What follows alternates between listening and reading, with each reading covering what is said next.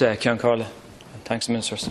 Ministers, I think I've been struck by the course of the Dáil déjà vu, because I remember bringing this issue up this time last year about ratification of the UNCRPD with Mr. Minister yourself, probably to the day. And 1 year on, we're in the exact same position. Unless you're going to tell me contrary to what I've been saying. And last Sunday was the International Day of Disabled Persons. And after 11 years, Minister, we still haven't ratified the UNCRPD. In fact, we are the only country in Europe not to ratify the Convention. And I think over 200 countries in the world have ratified the Convention. And I think last year I emphasised that key legislation underpinning the Convention could be passed through this House before even the Convention could be ratified. And Minister, I know you have a track record in this, but you have staked your reputation on this, and it's still not been ratified. Like it's like waiting for Godot for the Convention to be ratified. And this is a rights issue. This is a human rights issue. This is about equality in Ireland. And last week, Minister, as you know, a very good campaigner, John Doyle, who was an incredible person for like a disability vocalist, he passed away. And I just wanted to read out what he said in a blog about the non-ratification of the UNCRPD. I'll just read this out because I think it's very poignant. December the 3rd is International Day of Disabled Person. I hate this day for what it has become. It was to be a day of celebration of inclusion and equality, but instead every year we get an endless parade of politicians lining up to put a positive spin on having done nothing to really address the inequalities faced by disabled persons. The United Nations Convention on the Right of Persons with Disability was signed in 2006 by the Irish Government, and a full 10 years later, and several governments on, it has still not been ratified.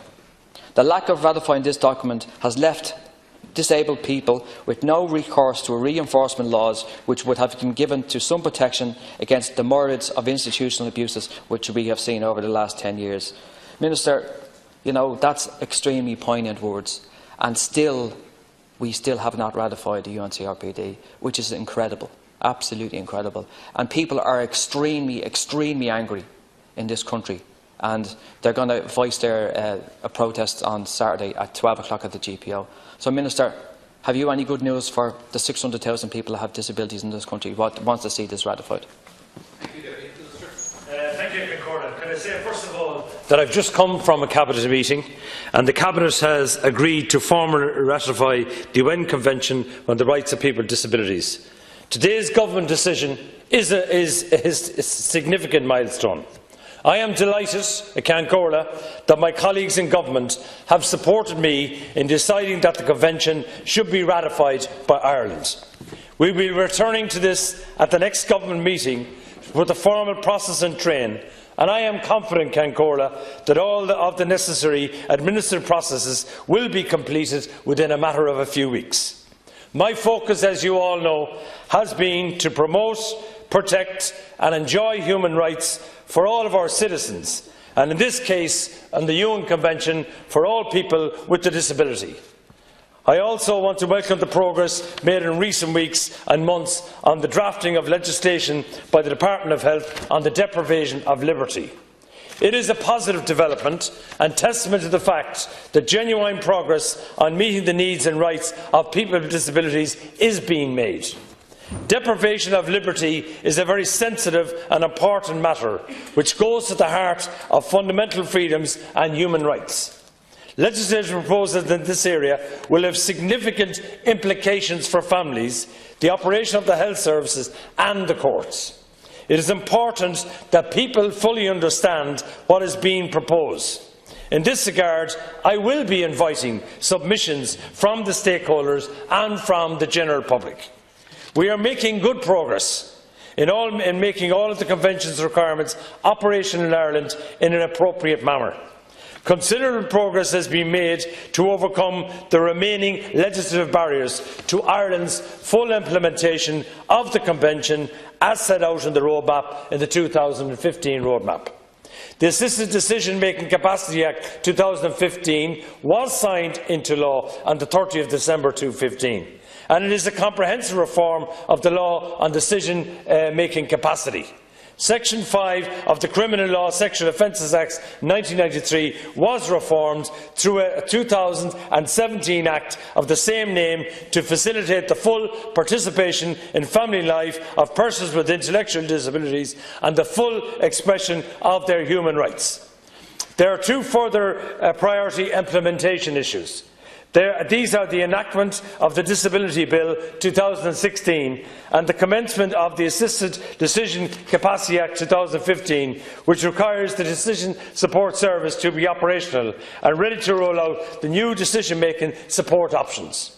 The 2018 budget has provided an allocation of €3 million for the establishment of the Decision Support Service. And I am also delighted to announce that we have appointed the Director of the Decision Support Service in October. In the meantime, I am continuing to take a wide range of practical measures to improve the lives of people with disabilities. The report of the Make Work Pay Group was published in April of this year, and already action has been announced by Minister Harris has been taken on its recommendations. We have a comprehensive employment strategy in place, and 2017 has seen positive measures being taken to support public sector recruitment of people with disabilities. I published the Disability Inclusion Strategy in July of this year, containing a wide range of practical commitments to improve the lives of people with disabilities. And there were over 114 recommendations, and already many of these are being implemented. So, Ceann Comhairle, I promised we would ratify the UNCRPD, and I am delivering on that promise tonight with support from this government. Thank you, Minister. Deputy Kenny. Well and good, and I don't want to be kind of a sceptic, because I'm not a sceptic by nature. I heard this last year and February. Because I asked you, like, when was this going to be ratified, and you said a couple of weeks before Christmas. But I just find it very, very ambiguous. Can you give an exact date when the UNCRPD is going to be ratified? Because to say that it's going to be as soon as possible, so that could mean anything. I heard that last year. That could be another year. And I'm not questioning your bona fide, Minister, but I just find it too ambiguous. And you have to give an exact date when this convention is ratified, because if you wait for all the legislations and bylaws, we're going to be waiting forever. And you've even said it this morning in the media that that doesn't have to happen. We'd ratify it, and then the primary legislation then can be legislated for. So, can you give a date, exact date, when this convention will be ratified? Because, as I said, 600,000 people are relying on your words, Minister. And they're very, very important words. Thank you. First of all, the major announcement today is that the government, the cabinet, I'm just coming from that cabinet meeting, formally adopted and supported my proposal to ratify the UN Convention. The other issues that are in place are, as I said before, the Decision Support Service, that €3 million has been allocated. We have now brought the legislation. The legislation will be published tomorrow. Just listen now, Gino, and we'll move on from there. The legislation will be published tomorrow, and the key thing here is, what we're going to do is, we're going to move on this as quickly as possible.